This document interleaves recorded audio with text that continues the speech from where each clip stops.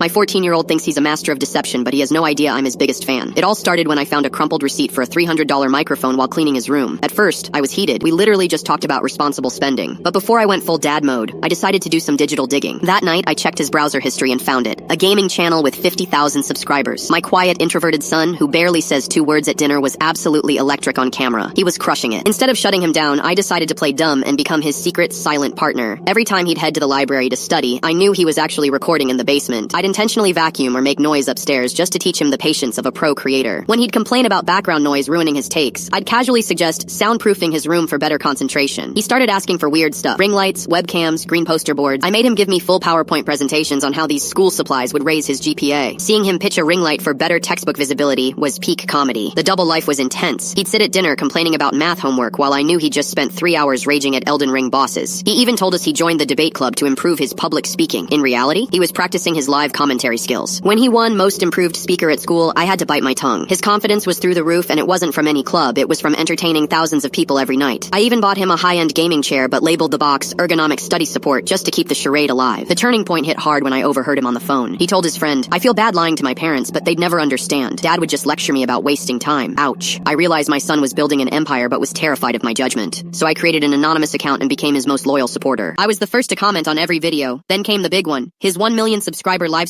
That's when I dropped the bomb. I donated $500 with the message, "Congratulations, son. Next time you need better lighting for studying, just ask. Love, Dad." The stream went dead silent. 1 million people watched my son stare at the screen. Jaw dropped before he whispered, "Dad's been watching this whole time?" He ran upstairs and burst into my office crying. I just spun around in my chair wearing his official merch t-shirt that I'd secretly ordered weeks ago. I grinned and said, "So, should we talk about that $300 microphone now?" He tackled me with a hug, then froze, realizing all the noise interruptions were me trolling him. Today, he's at 2 million subs and doesn't have to sneak around. That original receipt. I framed it and hung it over his setup. Best investment I ever made. The fact that Dad was trolling him with the vacuum cleaner to teach him production patience is the most dad thing I've ever heard. 10-10 parenting.